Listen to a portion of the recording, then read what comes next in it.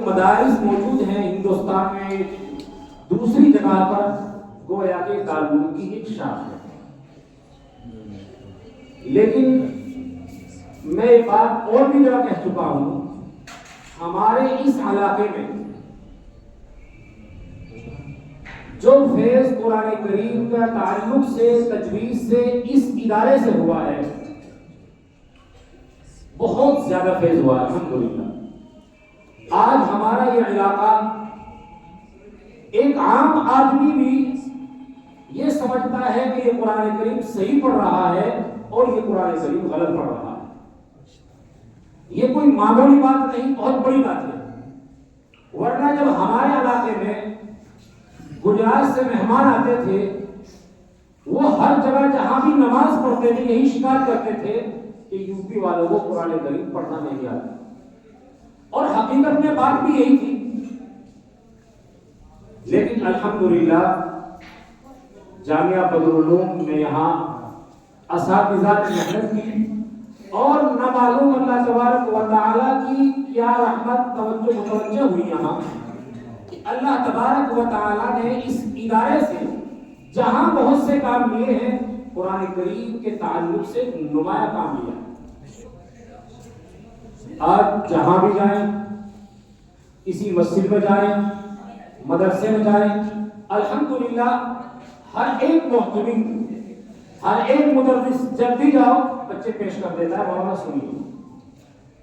ورنہ وہی سنچو تو لے جا میں کہا کرتا ہوں، بس وہی چل رہا تھا. 2-4 قواعد معلوم تھے اور ادائیگی کے بارے میں کچھ معلوم نہیں، غنہ مت کے بارے میں کچھ معلوم نہیں. ایک روز مولانا سعید الزماں صاحب ہیں، شاید ٹڈیرا جو مدرسہ ہے اس کے محتمم ہیں. مولانا عبدالسلام صاحب جو تھے قاسمی شاہین، ان کے لڑکے ہیں، شیخ العزیز صاحب جو تھے ٹڈیرا میں شاید کس جگہ ہے. ایک روز ان کا فون آیا، مجھ سے بہت بے تکلف ہے بیچارے. وہ کہنے لگے مولانا، جب قاری مسعود صاحب یہی پڑھاتے تھے، کہ مولانا قاری مسعود صاحب میں ایک شاگرد چاہیے مجھے. میں نے کہا کیا بات ہے مولانا؟ بہت گالی دے کر انہوں نے بہت برے لفظ میں، جو میں یہاں بیان نہیں کر سکتا، کہا 1 سال قاری رکھ لیے تھے، شیخ الحدیث صاحب کے نخرے ایک طرف اور اس کم وقت کے نخرے ایک طرف، پریشان کہ شیخ الحدیث صاحب کے نخرے ایک طرف اور اس کم وقت کے نخرے ایک طرف، پریشان کر رکھا میرے قاری صاحب نے. ہاں، کہ مجھے کوئی متواضع کام کرنے والا قاری صاحب چاہیے. وہاں سے اس کا فرمایا. دیکھو، پڑھنا آدمی جان لیتا ہے، بہترین قاری بن جاتا ہے، لیکن ہمارے قاری صاحب فرمایا کرتے تھے درجے میں رہ کر کام کرنا یہ سب سے بڑی بات ہے. ہم لوگ کتنا اچھا پڑھ رہے ہیں، شاندار، لیکن ہماری پہچان کس سے ہوگی؟ آپ کے شاگرد کیسا پڑھ رہے ہیں، آپ کے ادارے میں طلبہ کیسے پڑھتے ہیں. تو ان چیزوں سے پتہ چلتا ہے آدمی کا کہ آدمی کس قابل ہے. اور دوسری بات میں ذرا قرآن کرام سے بات، ہمارے بعض قرآن ایک سال کو ہم نے نقل حضرت ابھی مفتاحون جلال آباد میں 6 مہینے پہلے قاری صاحب کو رکھ لیا، اور ہم نے محتمم صاحب سے کہا کہ ہمارے یہاں بڑا کمزور ہے اس کا تجوید کا درجہ. اچھے مشاق تھے وہ، بہت زبردست. انہوں نے وہ ناٹک کیا، بس آپ سے کیا کروں. سب سے پہلے وہ صاحب کہنے لگے میں تو انٹرنیشنل قاری ہوں. ایک صاحب نے ان کی غلطی بتا دی، اسی پر وہ مارنے کو تیار ہو گئے، کہنے لگے انٹرنیشنل قاری غلطی نکالی جا رہی ہے یہاں. تو سب سے پہلے وہ صاحب تواضع کی ضرورت ہے.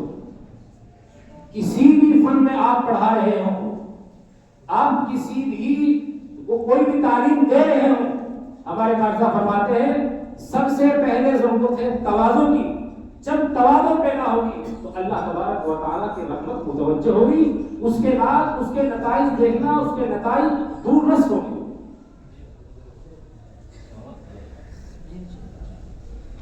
تو میں نے قرآن کریم کی ایک آیت پڑھی تھی، اللہ تبارک و تعالیٰ فرماتے ہیں ذالک الکتاب لا ریب فیہ، یہ کتاب ہے جس میں کوئی شک و شبہ نہیں ہے. ظاہر بات ہے، ہم سب سمجھتے ہیں کہ یہ کتاب اللہ کی کتاب ہے.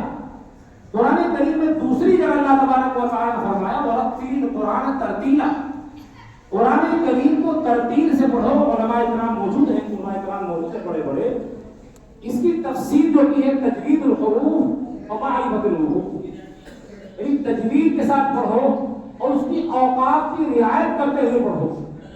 تو یہ ہر آدمی سے مقصود ہے, اس میں چاہے کوئی بھی ہو, ہر آدمی سے اللہ تبارک و تعالیٰ کا تقاضا ہے یہ کہ قرآن کریم کو ہم تجوید کے ساتھ پڑھیں. الحمدللہ یہاں پر قرآن کریم تجوید کے ساتھ پڑھایا جا رہا ہے. میں نے جس درجے میں بیٹھا الحمدللہ سبھی طلباء نے اچھا پڑھا, عمدہ پڑھا, لیکن چونکہ نمبرات کو ترتیب دینے پڑتے ہیں, ایک نظام ہے, اس نظام کے تحت نمبرات کو ترتیب قائم کرنی پڑتی ہے, وہ قائم کرنی پڑی. ماشاءاللہ اللہ بہت عمدہ بچوں نے تلاوت فرمائی. اللہ تبارک و تعالیٰ اور مزید ترقیات سے نوازے. اور سب سے بڑی بات یہ دعا فرمائے اللہ تبارک و تعالیٰ ہمارے اس نظام کو قائم اور دائم رکھے. اللہ تبارک و تعالیٰ اسے نظر بد سے بچائے, ورنہ بہت سی جگہیں ہم جاتے تھے اور اب جاتے کچھ بھی نہیں, پورا نظام درہم ہو گئے. دعا فرمائے اللہ تبارک و تعالیٰ اور مزید ترقیات سے نوازے. تاثرات کے لیے اور بھی حضرات موجود ہیں, اور بھی بڑے بڑے قرآن موجود ہیں, انشاءاللہ ان کی تلاوت سے بھی محفوظ ہوں گے. وآخر دعوانا الحمدللہ رب العالمین.